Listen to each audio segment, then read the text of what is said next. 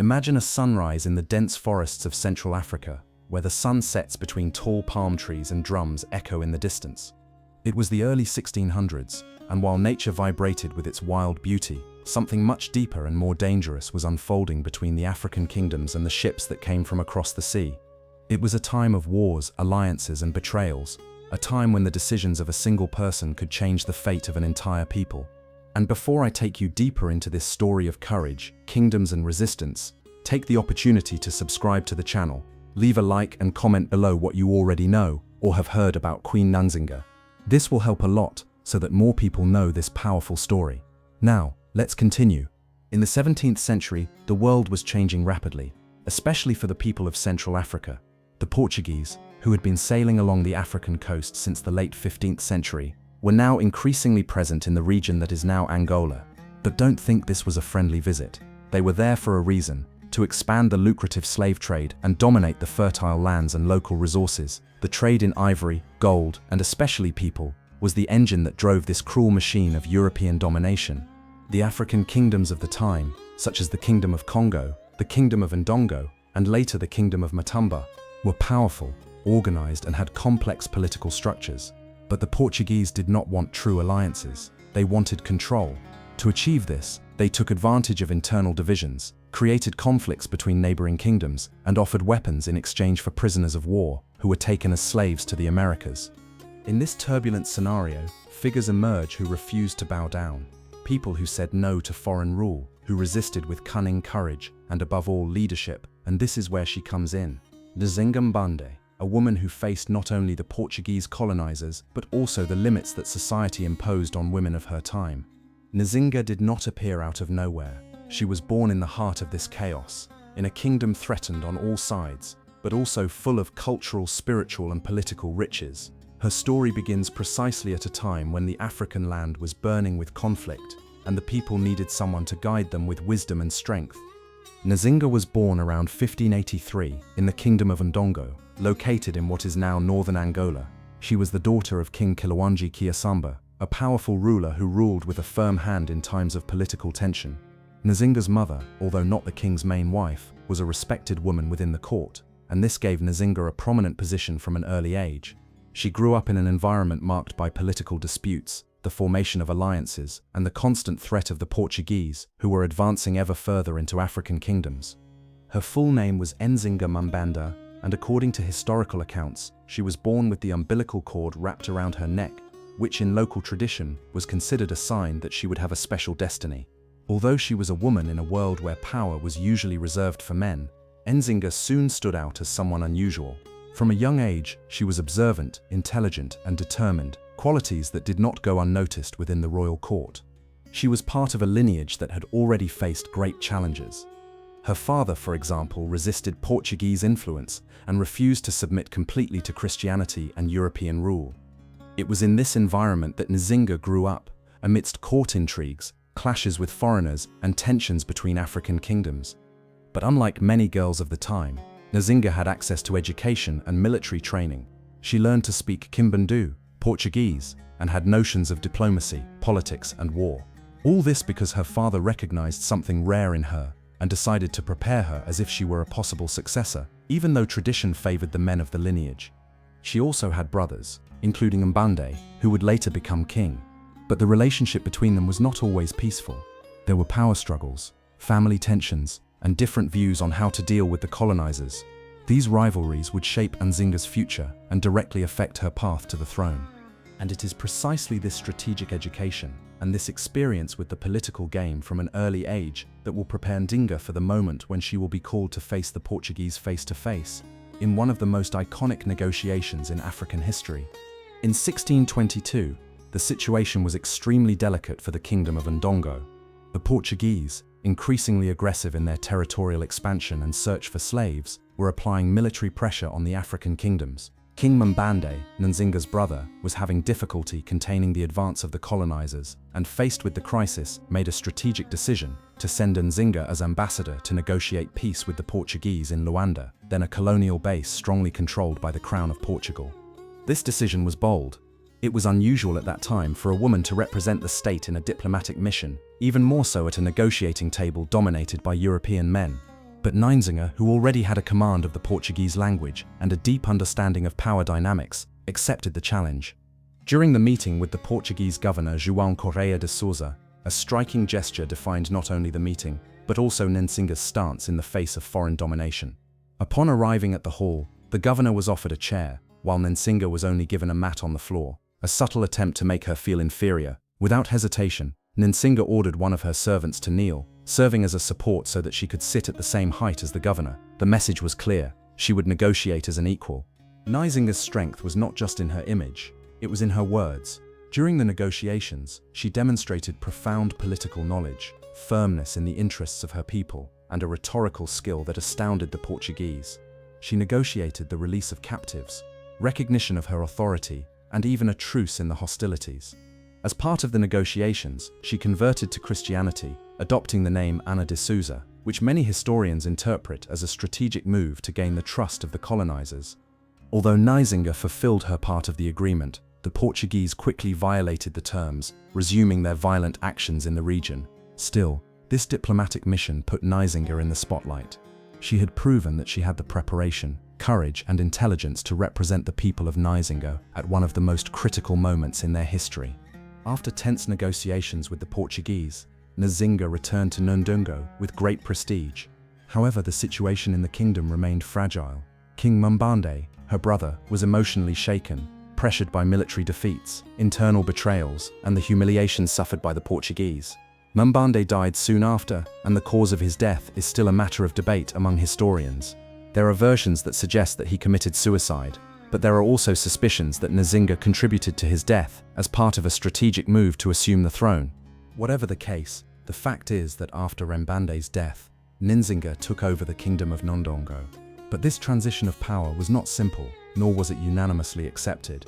In local tradition, the throne was usually occupied by men, and many members of the aristocracy did not look favorably on the fact that a woman, even with all her experience and prestige, was at the head of the kingdom. Nzinga, however, was undeterred. With courage and authority, she declared herself Queen of Ndongo and began to consolidate her power. To do so, she used a combination of diplomacy, military force, and sophisticated political strategies. She appointed loyal allies to important positions, strengthened the army, and demonstrated a willingness to make difficult decisions to maintain the sovereignty of her territory. One of the greatest challenges Nzinga faced at this time was containing internal divisions. Some local chiefs refused to recognize her as a legitimate leader. In addition, the Portuguese, who viewed her rise with suspicion, began to intensify their attacks, trying to overthrow her and place on the throne a ruler more submissive to colonial interests. Nzinga responded with resistance. She began to organize a broader defense, building fortifications, training soldiers, and forming alliances with other African peoples who were also resisting slavery and foreign invasion. But even with all this preparation, the Portuguese pressure became unsustainable. Faced with a growing threat and a war that seemed impossible to win at that moment, Nzinga made a bold decision that would change the course of history. She would temporarily abandon Ndongo and set out to conquer another kingdom, Matamba, a neighboring and strategic land, which would soon become her new bastion of resistance. With the growing instability in Ndongo and constant pressure from the Portuguese, Nzinga saw that it was time to change strategy. She needed a new power base, a secure territory from which she could reorganize, protect her people, and continue to resist. It was then that she turned her eyes to the kingdom of Matamba, a neighboring region rich in resources and of great strategic importance both for its geographical position and for its political and military value. Matamba was already inhabited and ruled by local leaders, but Nzinga, with her military skill and political vision, quickly recognized an opportunity. She launched a successful military campaign and took control of the kingdom by 1631. This move was more than a simple conquest. It was a reconstruction. Upon assuming the throne of Matamba, she not only incorporated the territory under her rule, but also restructured it to make it a haven for enslaved Africans, allies, and anyone wishing to resist European domination. Matamba, under Senghor's rule, became a true center of African resistance. She restructured trade routes, strengthened the army, organized internal administration, and began to welcome warriors, women, children, and even former slaves who managed to escape from the hands of the Portuguese. In doing so, she transformed the kingdom into a solid base for both war and diplomacy. In addition, Nzinga began to create a network of alliances with other African groups. Through these alliances, she not only increased her power but also undermined the influence of the Portuguese, who depended on submissive local leaders to maintain their rule and fuel the slave trade. Another strategic decision was to transfer part of the population of Ndongo to Matamba. In this way, she not only guaranteed protection for her people, but also reinforced her position as the legitimate queen and unifier of both territories. The conquest of Matamba was a turning point. From that point on, Nzinga would begin to design one of the longest and most impressive resistances against European colonialism on the African continent. But this resistance was not carried out only by force of arms. It also involved power plays and diplomatic manipulations. Nzinga's leadership was her ability to adapt her actions as the political and cultural context required. A notable example of this was her strategic use of religion, especially Christianity, as a tool to consolidate power and manipulate European interests in her favor. During the negotiation with the Portuguese, as we saw previously, Nzinga accepted Christian baptism, adopting the name Ana de Souza. This gesture was extremely calculated. By presenting herself as a Christian, she gained legitimacy in the eyes of the Portuguese crown and opened diplomatic channels with the colonial authorities, who valued the conversion of Africans as part of their civilizing and religious mission. But this conversion was not accompanied by a real change in her spiritual outlook.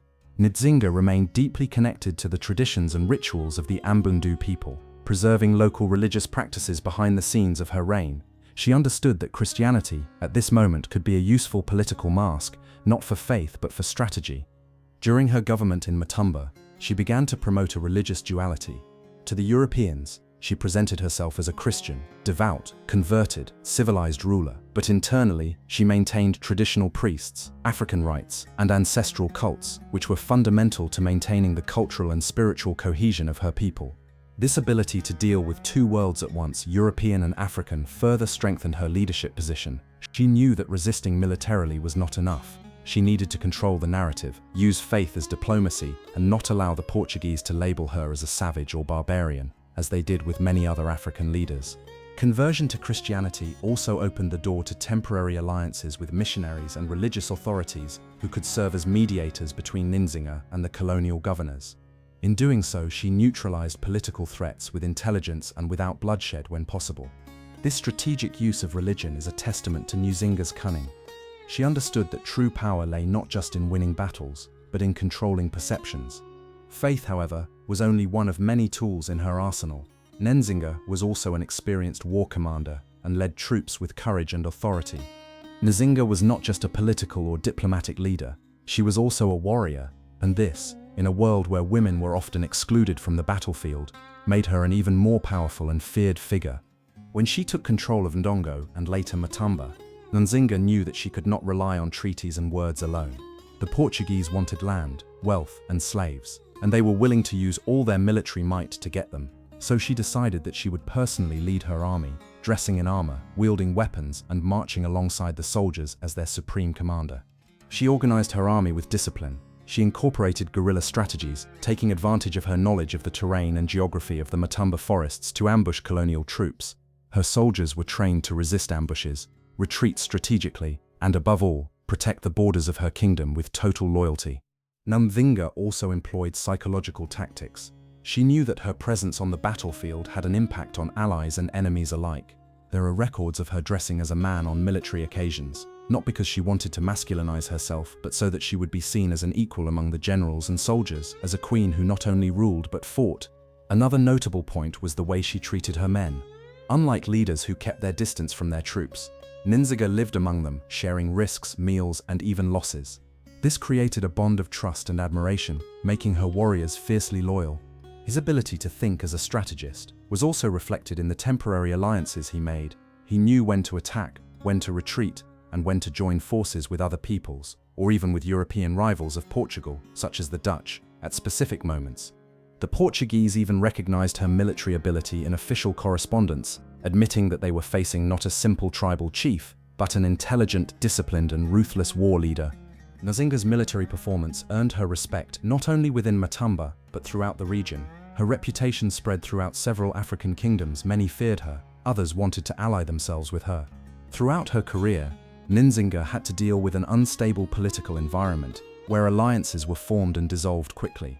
Her survival and the continuation of her resistance depended on her ability to form temporary pacts, often with former enemies, and likewise, on identifying betrayals before they became fatal.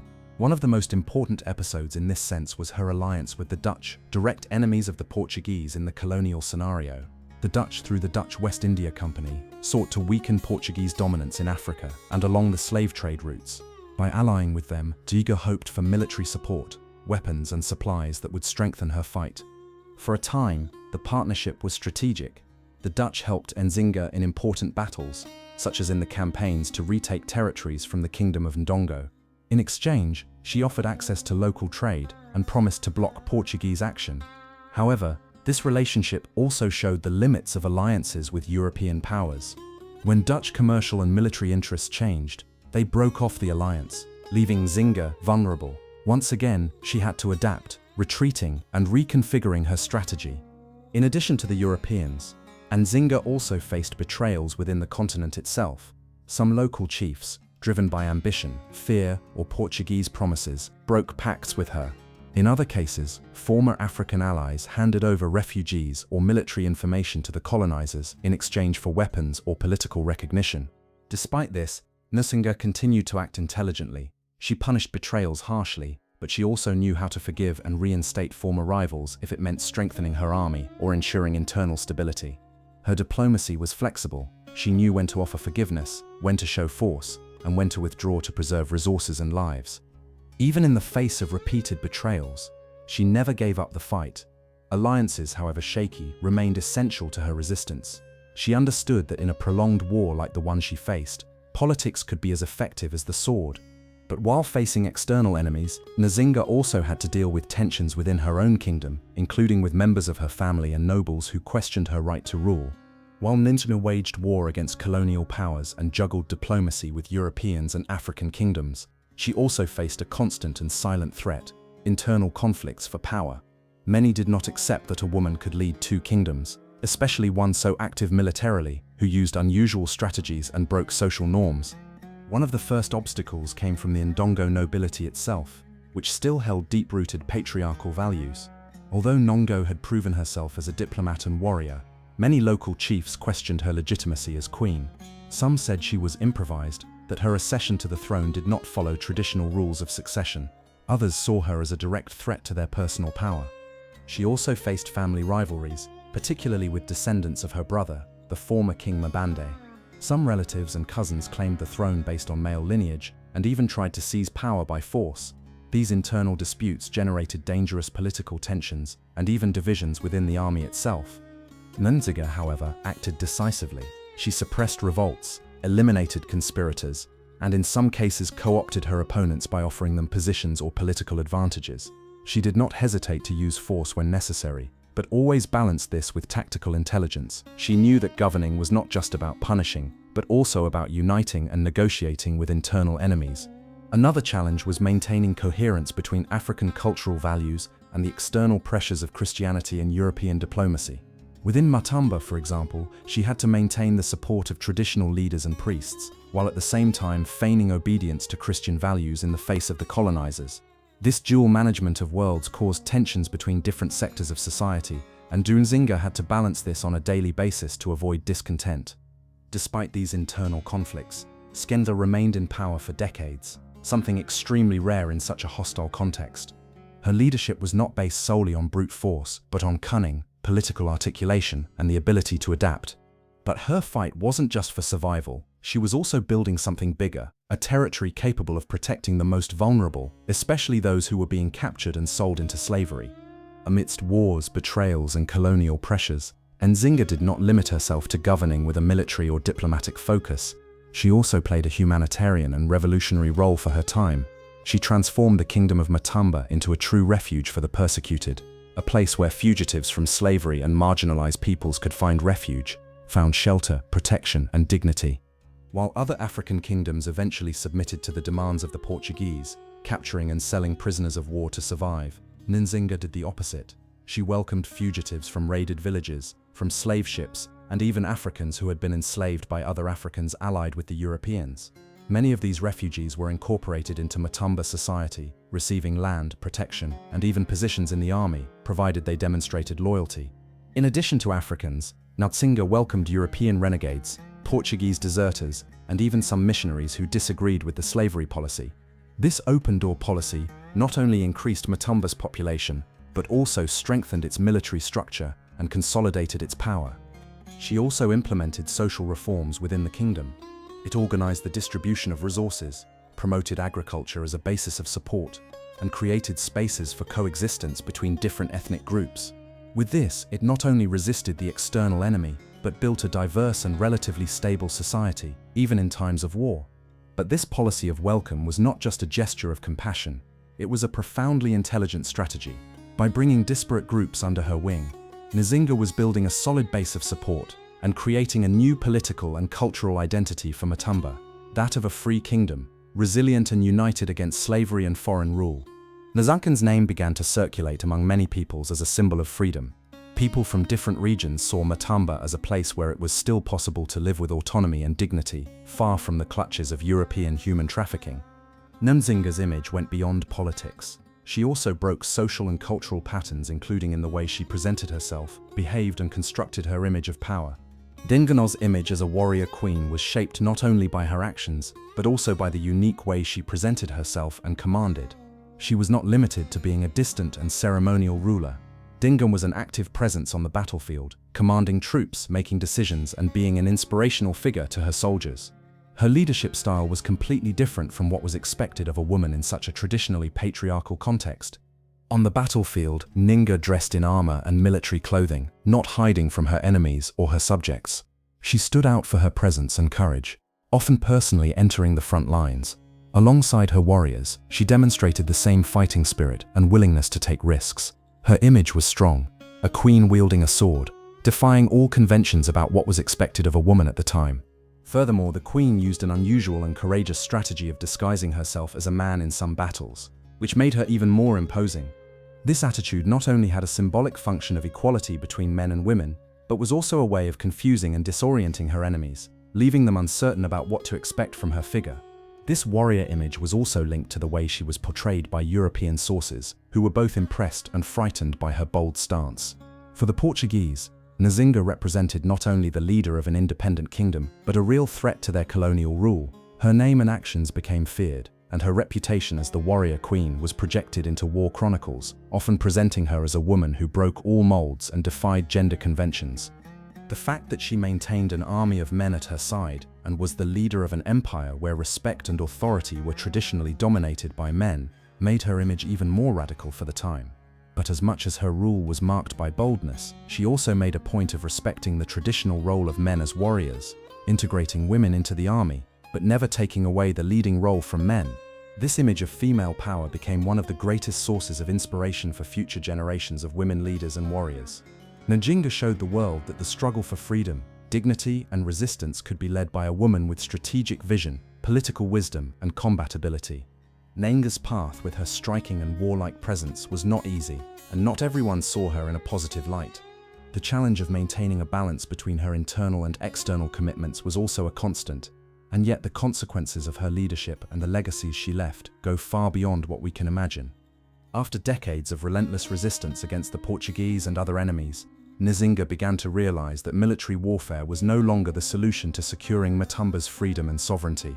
Resources were running out, and Portugal's military forces were constantly being reinforced, making direct fighting increasingly challenging. Over time, the warrior queen, who had always led her army with courage and skill, found herself having to rethink her strategy. Although military struggle had been fundamental to her rise and resistance, Nzinga began to focus on diplomatic alternatives to protect her people and her kingdom. Nzinga made a shrewd move when she realized that diplomacy could be more effective than direct confrontation. During her leadership, she had already established temporary alliances with the Dutch, but she also knew that the Portuguese were a persistent enemy. She began to negotiate with the colonial powers more strategically, seeking agreements that would benefit Matumba without completely compromising its autonomy. In doing so, Nzinga took a wise step to preserve peace and stability at a time when continued warfare could have destroyed all she had achieved. Even with an image of an invincible warrior, she recognized the need to adapt to the new realities of power. Matumba's time and resources were running out, and that diplomacy might offer a chance to survive without completely giving in to the colonizers. This, of course, did not mean that she was willing to give up her sovereignty. Nzinga wanted to ensure that in the end, the kingdom she had defended so fervently would thrive. This shift in focus did not diminish her power or influence. Nzinga remained a respected figure, but her work now focused on securing a future for her people. However, the political context was changing, and internal and external challenges still mounted. But before she could fully consolidate this new course of action, Nzinga died in 1663, probably at the age of about 80. Her death marked the end of an era of fierce resistance. She was buried with great honor, and the legacy of her struggle and leadership lived on in the memories of later generations.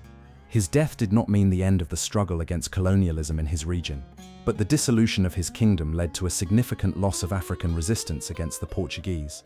Even so, his story, his example of strength, strategy, and leadership, continued to be an inspiring source of resistance for those who opposed European rule. The figure of Nzinga transcended his time and became one of the greatest symbols of African resistance against colonization and slavery. His life and actions, from his accession to the throne to his final years of struggle, inspired generations of Africans and people around the world who sought to resist oppression and fight for independence. Nzinga was one of the first women to directly challenge European colonial powers, and her story has spread beyond Angola's borders, resonating as an example of courage, intelligence, and determination. Her skill in negotiating with the Portuguese, her military leadership, and her relentless stance against slavery and human trafficking have established her as an iconic figure in the fight against colonialism. His name has remained etched in the historical memory of Angola and other African countries, as a reminder that the struggle for freedom has no limits, whether through diplomacy, war, or the union of different peoples against a common enemy. In the years following his death, his figure was used by both African activists and international black movements as a symbol of resistance against colonial and racial oppression. After her death, many of her descendants continued to fight for the kingdom's autonomy, but African resistance was met by increasing European domination. Even so, Nzinga's memory was never erased. During the period of independence struggles in the 20th century, especially in Angola, her name was evoked by liberation movements. The figure of the warrior queen was constantly remembered as a symbol of self-sufficiency, pride, and resistance against colonial exploitation. Furthermore, her story has been widely revisited by historians and scholars, and she has come to be recognized not only as a military or political leader, but as a visionary leader who understood early on the complexities of governing and resisting colonization. Her ability to adapt to different realities, whether through strategic alliances or direct confrontation, demonstrated a rare intelligence and flexibility. In the modern world, Nzinga remains an inspirational figure. Her name is commemorated in monuments, schools, and academic studies. Her leadership has been portrayed in books, films, and documentaries, becoming an example not only for women, but for all who seek justice and freedom. The impact of her story is so profound that even in the current context of Angola and other African countries, Nzinga remains a national heroine. She is remembered for her resilience, courage, and strategic ability, characteristics that are revered by many people who, even today, fight for rights, freedom, and equality. And it is this legacy of resistance and autonomy that continues to inspire the struggle of people around the world, reminding us that, even in times of great adversity, the strength of a woman can change the course of history. Over the centuries, the image of Nzinga has been reinterpreted and celebrated, especially during the struggle for African independence and in contemporary movements for racial justice and equality. Her fierce resistance to Portuguese colonialism, her ability to navigate the complex political and military issues of her time, and her ability to lead as a woman in a patriarchal society have made her a universal symbol of struggle, courage, and female power. During the period of decolonization in Africa, the figure of Nzinga was revived with great force by liberation movements. Independent movements in Angola, such as the Popular Movement for the Liberation of Angola, often cited her leadership and resistance as an example of how Africans could fight against colonial powers. Her figure, often associated with African willpower and independence, was adopted by these fronts as an icon of self-sufficiency and resistance to imperialism. Furthermore, her image as a warrior queen and her ability to lead her people in times of extreme adversity have become role models for contemporary women leaders. In the 21st century, Nzinga is revered not only for her military resilience, but also for being one of the figures who broke gender barriers in a society that did not readily recognize female power in the political and military fields. She is remembered in debates about women's empowerment, political leadership, and social justice. In Angola, her image has been depicted in monuments, statues, and educational institutions, keeping her memory alive for younger generations. The National Museum of Anthropology, for example, has exhibits celebrating her life and legacy, and her figure is often associated with symbols of national resistance and Angolan culture. In addition, her name has been given to schools, streets, and other public spaces, keeping her present in the daily lives of many Angolans. Throughout the African continent, Nzinga is considered a national heroine, a symbol of liberation and the fight against oppression. She represents the struggle not only against colonialism, but also against any form of domination and exploitation of peoples and cultures. Her image is evoked whenever Africa faces challenges related to racism, inequality, and the search for social justice. Furthermore, modern historiography and academia have also devoted more attention to figures like Nzinga, who were often marginalized or forgotten in mainstream historical narratives. The study of her life and her political and military strategies has expanded, and is now an area of growing interest among historians, scholars of African politics, and feminists. She is studied as an example of political strategy, military intelligence, and diplomatic skill, showing that resistance to colonization was shaped by extraordinary women whose stories need to be told. In contemporary movements for racial justice and women's empowerment, Nzinga is often cited as an important reference. Her ability to negotiate with powerful colonizers, her unbeatable resistance, and her vision of autonomy and freedom continue to inspire millions of people who fight against structural injustices and seek to assert their identity and rights. Nzinga's legacy has transcended the boundaries of time and remains relevant in the 21st century, showing that even in the face of unthinkable challenges, the spirit of resistance, leadership, and transformation can continue to change the course of history. She remains a symbol of resistance not only for Angola, but for all of Africa and for movements around the world that defend freedom, equality, and human rights.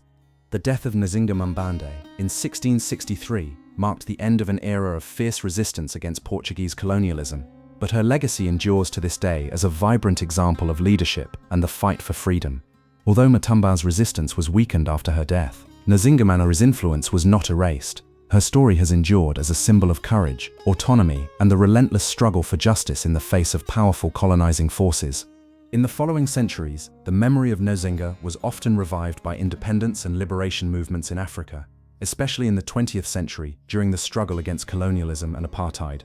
The MPLA Popular Movement for the Liberation of Angola, which was one of the main resistance groups in Angola, used the figure of Nzinga to strengthen morale and encourage future generations to continue the fight for national sovereignty and the rights of Africans. Her example was crucial during the Angolan War of Independence, which culminated in 1975 when the country finally gained its freedom from Portuguese colonial rule. In addition to being a key figure in the struggle for independence, Nzinga became a crucial influence in the global black movement. Afro-descendant leaders around the world, especially in the United States, came to see her as an icon of resistance, not only against colonialism, but also against structures of racial oppression. Her name was associated with movements for social justice, civil rights, and gender equality. In the contemporary world, her legacy has also been celebrated in literature, film, and art. Films, books, and plays dedicated to her life explore not only her military and diplomatic achievements, but also her vision of a future where Africans would be free to shape their own destiny, far from subordination to European colonizers. Her story has been revisited in documentaries and academic publications, giving her the recognition she deserves as one of the greatest leaders in African history. Today, Nzinga is remembered in various spaces of memory and education, especially in Angola, where schools, streets, squares, and monuments bear her name. The city of Luanda, the capital of Angola, has several references to her figure. In 2002, a statue was erected in her honor, visibly marking her importance in the cultural and historical fabric of the country. Furthermore, Nzinga continues to be a role model for women in Africa and around the world who seek to lead and resist in times of adversity. Her ability to lead with political astuteness, courage, and strategic vision has been studied as an example of female leadership in contexts historically dominated by male figures. The impact of his military strategy, diplomacy, and leadership endures not only among political elites, but also in grassroots movements, where his example is used as inspiration for those fighting for human rights, political autonomy, and cultural independence. Therefore, Nzinga Mbande not only resisted, she transformed the way the world views women leaders, African people, and the fight against oppression. Her memory lives on and serves as a beacon of hope and inspiration for all those who oppose tyranny and injustice, whether past, present, or future. Did you like this story? Comment, like, and subscribe to the channel to continue following the stories of royalty.